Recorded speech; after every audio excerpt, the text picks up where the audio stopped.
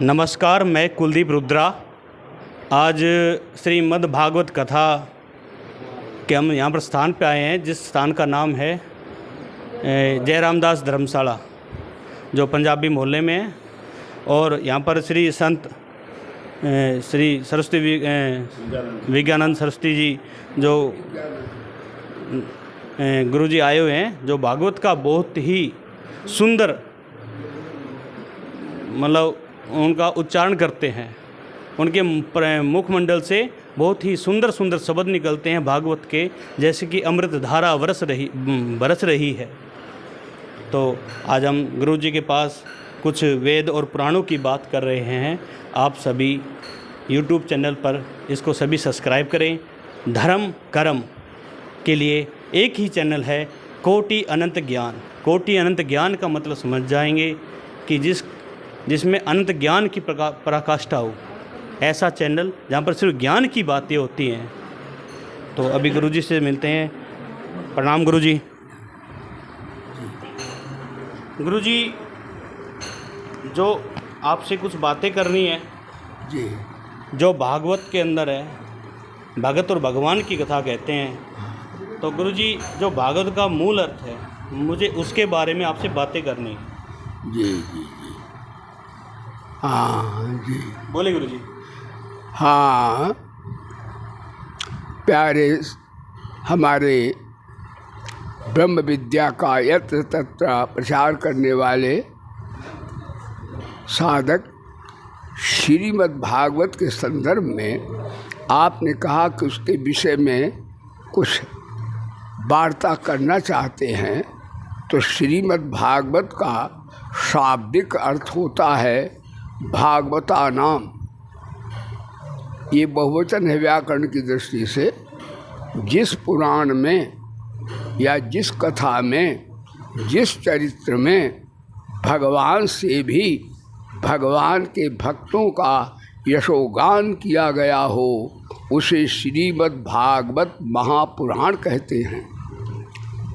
आप यत्र तत्र सर्वत्र भागवत में सिंहावलोकन करें तो जहाँ जहाँ भक्त और भगवान का खेल में, उपहास में या बाल चरित्र में महाराज देखा है, तो उस खेल में भगवान हारते हैं और भगत जीत जाते हैं। ये भगवान की महत्ता है कि वो महान होकर के भी लघु बन जाते हैं। भागवत के भगवान छोटे बनकर के भी सबसे महान हैं। संसार में धन से, बल से, विद्या बुद्धि से जो बड़ा होता है उसे बड़ा कहते हैं। हमारे भगवान भक्तवत्सल ऐसे बाल कृष्ण हैं कि छोटों को बड़ा बना देते हैं। ऐसे बड़े भगवान नहीं हो सकते हैं, नहीं तो संसार में तो बड़े बड़े ही बड़े रहते हैं। भगवान बड़े होकर के छोटों को बड़ा बना देते हैं, इसीलिए उनको हम भगवान कहते हैं। गुरुजी, जो भागवत है उसमें क्या भगवान श्री कृष्ण ही प्रमुख है या सभी देव प्रमुख है? हाँ, श्रीमद् भागवत में यदि प्रमुखता तो कहने के लिए कृष्ण की ही कही जाती है, चूँकि बाल लीलाओं का विशद वर्णन अन्य पुराणों की अपेक्षा श्रीमद् भागवत में अधिक से अधिकम है। तथापि श्रीमद् भागवत केवल श्री कृष्ण के लिए ही नहीं है, क्योंकि श्रीमद् भागवत में मंगलाचरण में हमारे वेद व्यास कहते सत्यम परम धीमहि। यदि यह कृष्ण के लिए कही जाती तो भगवान वेद व्यास कहते कृष्णम परम धीमहि। सत्य का तात्पर्य है कृष्ण में राम भी है, राम में शंकर भी है, शंकर में दुर्गा भी है, यानी सभी देव उसमें हैं। परमात्मा के नाम अनेक हैं, पर रूप अनेक हैं, लेकिन परमात्मा तो एक ही है। इसलिए ज्ञान की दृष्टि से भागवत में सत्यम परम धीमहि से मंगलाचरण किया गया है। नहीं तो रामानंदी भागवत सुनते नहीं, वो कहते तो कृष्ण की कथा है। शिवानंदी नहीं सुनते, लेकिन श्रीमद् भागवत साहिब भी सुनते हैं, गाणपत्य भी सुनते हैं, सौर भी सुनते हैं, वैष्णव तो सुनते ही हैं। इसलिए श्रीमद् भागवत व्यापक रूप से सभी नाम रूप वाले भगवानों की कथा है। केवल भगवान के नाम कृष्ण की ही कथा नहीं है, उसमें सभी देवी देवताओं का समावेश है। परिपूर्ण महान ये ज्ञान का ग्रंथ है। और ज्ञान भी दो तरह का होता है, एक आध्यात्मिक ज्ञान, एक आस्तिक ज्ञान। आस्तिक ज्ञान परमात्मा का ज्ञान, उसे आस्तिक ज्ञान कहते हैं, भक्तों का ज्ञान। और आत्मिक ज्ञान को आध्यात्मिक ज्ञान कहते हैं। श्रीमद् भागवत में दोनों ज्ञान, यानी शरणागति भी है और वेदांत का ज्ञान भी है। श्रीमद् भागवत परिपूर्ण महान शास्त्र है, महान ग्रंथ है। गुरुजी, मैंने पीछे शिव महापुराण खुद स्वयं पढ़ना स्टार्ट किया, तो उसमें मेरे को एक ज्ञान की प्राप्ति हुई कि भगवान शिव जो सृष्टि की रचना कर रहे थे, तो उन्होंने एक बात कही थी श्री हरि से कि हे वैष्णव, कि आपके बिना मेरी पूजा नहीं और मेरे बिना आपकी पूजा नहीं, क्या दोनों ही एक हैं? हाँ, उसमें है भगवान तो एक ही हैं।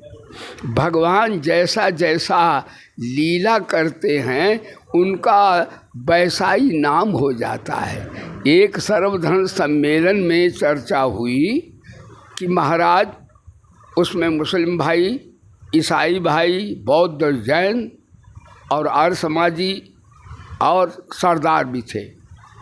उन्होंने ये सब ने कहा कि हमारे यहाँ तो एक ही भगवान है, यानी गॉड है। ईसाई बोले, मुस्लिम बोले हमारे यहाँ अल्लाह ताला खुदा है। और सनातन धर्म में भगवान की मंडियाँ लगी हुई हैं। इनके यहाँ कृष्ण भगवान, राम भगवान, शिव भगवान, अरे नवदुर्गा भगवान, जनी कितने भगवान सनातन धर्म में हैं। यहाँ उनके मंडियाँ लगी हैं। मेरा प्रवचन हुआ तो मैंने उनको यही बताया, सनातन धर्म बड़ा व्यापक विज्ञान है, अन्य मजहब हैं, सनातन धर्म सनातन है, इन्हीं ईश्वरीय वाणी है। वेद और गीता ईश्वरीय वाणी, किसी महात्मा की वाणी नहीं है। अन्य वाणियाँ महात्माओं की हैं, वो भी ठीक है, उनसे कल्याण होता है, संतों की वाणी से भी कल्याण होता है। परंतु ईश्वरीय वाणी गंगा है, गंगा में नहा के कोई नदियों में थोड़े ही नहाता है। इसलिए नास्त वेदात परम शास्त्रम, वेद से परे कोई शास्त्र नहीं होता है। वेद परम प्रमाण है और वेदों में ओम नाम की महत्ता आई है। भगवान ने भी गीता में ओम कहा है।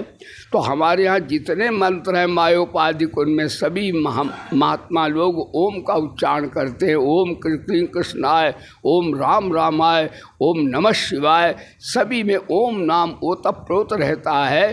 तो हमारे यहाँ बहुत भगवान नहीं हैं। एक हमारे वेदों में आए, एकम सत्यम बहुधा विप्रा वदंती, सत्य एक ही है और बहुधा उसको कहा जाता है। नाम रूप अनेक हैं, परमात्मा तो हमारे यहाँ भी एक ही है, गाड खुदा उनके यहाँ एक, तो हमारे यहाँ भी है। लेकिन हमारा विज्ञान वेद का ऐसा है, जैसे एक व्यक्ति दुकान रखता है तो उसे हम दुकानदार कहते हैं, और वही पढ़ाता है पठन पाठन तो उसे शिक्षक कहते हैं। वही व्यक्ति फौज में जाता है तो उसे कमांडिंग ऑफिसर कहते हैं, और वही व्यक्ति औषधि देता है हम उसे डॉक्टर कहते हैं। वही व्यक्ति जब व्यापार करता हम उसे लाला जी कहते हैं, और वही व्यक्ति भजन करता हम उसे बाबा जी कहते हैं। आदमी वो एक ही है, लेकिन जैसे कर्म करता वैसे उसके नाम हो जाते हैं। इसी तरह हमारे भगवान मंडियाँ नई नई लगी हैं। जब हमें ज्ञान वेदांत देते तब उसका नाम शिव है, और जब हमें वो प्यार देता तो उसका नाम कृष्ण है। ईश्वर वही है, वो दो नहीं है वो। और जब हमें धर्म सिखाता रामा धर्म मूलम, तो वही भगवान राम है। और जब वही मेरे काम लोक क्रोध दूर को ढहा देता तो वही भगवान दुर्गा है। कामनाओं की पूर्ति करता है तो काली कहा जाता है। यानी जितने जैसे नाम है, जो जो भगवान जैसे जैसे हमें फल देते, हम भगवान के उतने ही नाम रख लेते हैं। भगवान 50 नहीं, भगवान एक ही है। वेद कहता है एको देवा सर्वभूतेषु गूढ़ा सर्वव्यापी सर्वभूतांतरात्मा कर्माध्यक्षा सर्वभूतादिवासी साक्षी चेता केवलो निर्गुणश्चा गीतामया समम सर्वेषु भूतेषु तिष्ठन्तं परमेश्वरम विनश्यस्वा अविनश्वन्तं या पश्यति स पश्यति। गुरुजी ने जब हमें ज्ञान की इतनी अद्भुत बात बताई, मेरे रोम रोम में ऐसे है ना रोंगटे खड़े हो गए हैं। जो शरीर पे जो रोंग है वो सब खड़े हो गए उस ज्ञान को सुनने के लिए। अद्भुत अद्भुत वाणी है इनकी। और अभी गुरुजी से आगे और वार्तालाप करेंगे। अब गुरुजी आपसे एक बात पूछनी थी कि जो पुराण है वो कितने पुराण हैं और उसमें भागवत का कौन सा स्थान है। कहते हैं कि पुराण तो कई हैं पर जो श्रेष्ठतम पुराण है उनके कौन सा स्थान भागवत को दिया गया है। हाँ, श्रीमद् भागवत में भी इसका वर्णन है, अन्य शास्त्रों में भी वर्णन आता है। ये पुराण वस्तुतः ये वेदों की ही व्याख्या है और जैसे हम इष्ट मानते उतने पुराणों के नाम है। कूर्म पुराण और वो आता है नारद पुराण, बहुत से पुराण हैं। तो 18 तो पुराण हैं और 18 उपपुराण हैं। पुराणों की संख्या बहुत है, हो सकता और कोई आ जाए पुराण बन जाए। तो पुराण का अर्थ होता है नया, यानी भगवान का ज्ञान कभी पुराना होता ही नहीं है और भगवान का ज्ञान पुराना भी होता है। इसलिए भगवान का ज्ञान पुराना होकर के नया भी होता है, इसलिए इसका नाम पुराण होता है। अब इन पुराणों में भी सभी में आध्यात्मिक चर्चाएं हैं, ईश्वर के विषय की चर्चाएं हैं, परमात्मा को प्राप्त करने की विधाएं हैं। लेकिन इनमें भी सब पुराण लिखे वेद व्यास ने। 4 वेदों का उन्होंने विभास, 4 वेदों के 4 भाग, अथर्ववेद, यजुर्वेद, सामवेद, ऋग्वेद के अलग अलग ऋचाएँ लिख दी, 4 भाग कर दिए उनके 4 वेदों के। इसी तरह उन्होंने व्याख्या उन वेदों को समझाने के लिए 18 पुराण 18 उपपुराण की रचना की, वेदांत दर्शन की रचना की।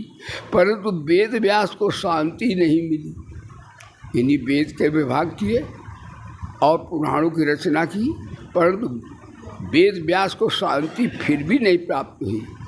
इतना ब्रह्मसूत्र बुद्धि का इतना सूक्ष्म ग्रंथ लिखा जो वेद वेदांत का सार है, फिर भी वेद व्यास को शांति नहीं मिली। तो वेद व्यास के पास नारद जी आए और उन्होंने कहा, तुमने बड़ा बौद्धिक ज्ञान की बात लिखी, वेदों की, शास्त्रों की, नास्ति वेदात् परम शास्त्रम, लेकिन तुमने अभी हृदय की बात नहीं लिखी। हृदय माने भगवान के प्रेम की बात, शरणागति की बात नहीं आ पाई पूरी रूप से। इसलिए आप भगवान के वात्सल्य का वर्णन कीजिए और भगवान की वात्सल्य लीला से आपको हृदय में शांति प्राप्त होगी। सज्जनों, हृदय की औषधि भगवान का प्रेम है, बुद्धि की औषधि विवेक है, शरीर की औषधि शक्ति है। तो वेद व्यास को भी श्रीमद् भागवत की बाल लीला वर्णन करने से हृदय में शांति प्राप्त हुई है।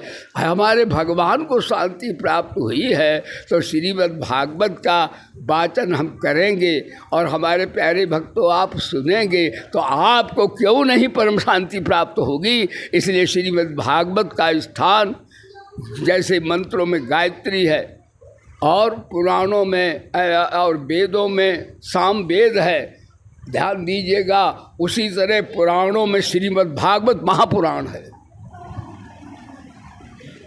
गुरुदेव की अभी हमने और भागवत पुराण के बारे में श्रेष्ठतम जो उनका श्रेष्ठ है, जिसमें भगत के प्रति भगवान का जो प्रेम है उनकी इन्होंने बात कही, बहुत ही सुंदर। सच में ही भागवत के अंदर भगवान अपने भक्तों के प्रति बहुत प्रेम दर्शाते हैं। उद्धार कर देती है भागवत। भागवत पुराणों में महापुराण कहा गया है। और गुरुजी ने बताया 18 महापुराण है, 18 उप पुराण है। तो गुरुजी ने इतनी ज्ञानप्रद बातें बताई।